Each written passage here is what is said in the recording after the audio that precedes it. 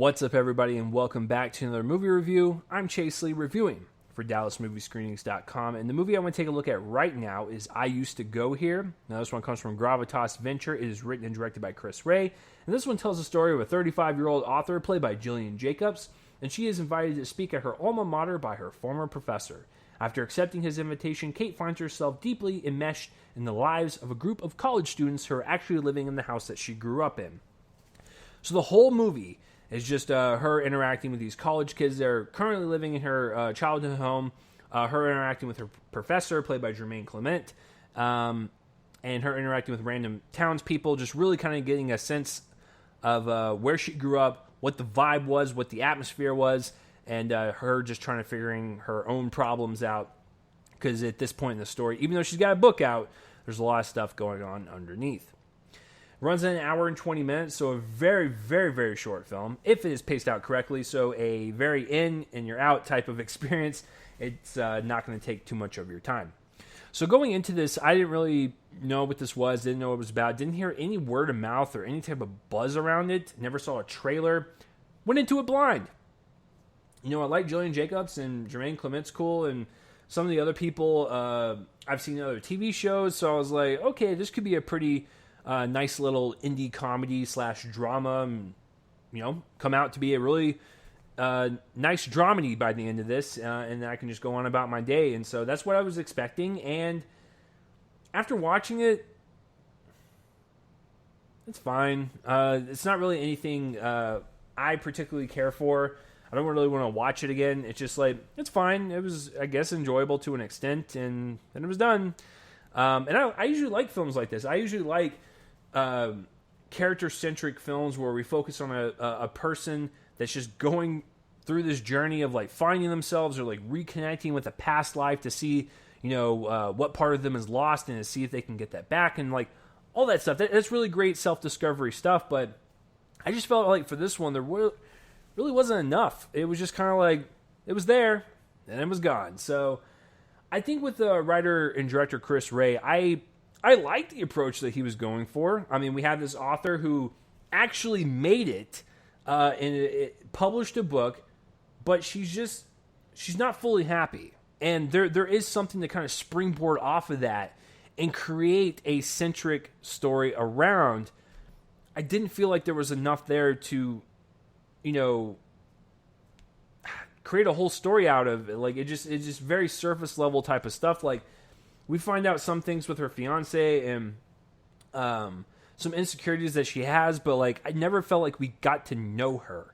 I always felt like, yeah, we were introduced to her and like she's fun to be around and like she has great interactions with all these people, but I never felt like we as an audience got to know her at all. And so her journey just doesn't have that same impact if there was more to it. So I appreciate the approach that he was going for. There are certainly, you know, funny moments in there. There are certainly more self-realization moments and more of the drama that I wanted this to be balanced out with. But it's far and few between. And the dramatic stuff doesn't really happen towards the end. And they're trying to go for like that poignant effect where like she just has all this emotional buildup and she's just like kind of letting it spew out towards one of her friends that she made. And, you know, that mixed in with like the sprinkle of the comedy, it's not a really well-balanced movie. It's just, I don't know, it's just kind of like, yeah, it's there, it's slightly entertaining, and then it's just gone. So, yeah, like I said, I appreciate the approach that Chris was going for. Don't really know if it worked all the way to what the vision of this movie was supposed to be. So, yeah, like I said, there's really nothing much to say about it. The cinematography is fine.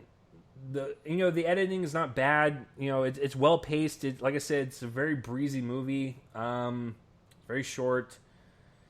I guess the performers, Gillian Jacobs, I've always liked her, and no matter what she's in, even if it is something like this that's just okay, she makes it watchable because she's a very likable personality. And even with her character having all this kind of baggage on her, she's still interesting to watch because she's really great at improv. She's really great at thinking quick on her feet with reactions and everything. So like she's always, I think, good in everything that she does. She's always Very, very committed.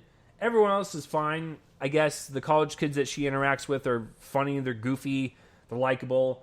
Jermaine Clement's character is exactly how you think that character is going to go. He's the professor. We've all seen this in movies, folks. So, yeah, it's whatever. I don't know what else to say. I wanted this to be something at least good. It could have been great, but just coming out of this knowing that like what I saw was just kind of average, it's kind of disappointing to me. So if something like this is what you're yearning for this weekend, and you really are looking for a sweet little dramedy that's got Gillian Jacobs in it, and you want to maybe laugh in some parts and maybe, cry in some parts and, just have a smile on your face. I don't know. It's a very light movie. I don't think it's anything that will waste your time, but if this is not really something that you're going for, I think you should just stay away from it. But it does hit VOD this Friday, so check it out regardless of what I just said, if this is something that's up your alley. So that will do it for this review, guys. I'm Chase Lee. Please let me know what you thought of I Used to Go Here in the comment section, whether you loved it, you hated it. Tell me that I'm wrong. It's okay. Even if I don't respond to all the replies, I do read all of them. If you're watching this on YouTube, please subscribe to that YouTube channel or my YouTube channel so you can get updates on when I review anything. And if you're more of a podcast person because you don't want to see my ugly face, I totally understand. The Real Me and Colin Movie podcast feed is Castbox, Anchor, Spotify. It's everywhere. You can subscribe to that because I record these both at the same time, so you can get this more in audio form if that is more your style. But that will do it for this review, guys. I'm Chase Lee for DallasMovieScreenings.com, and tune in next time for whatever I review next. I will see you guys later.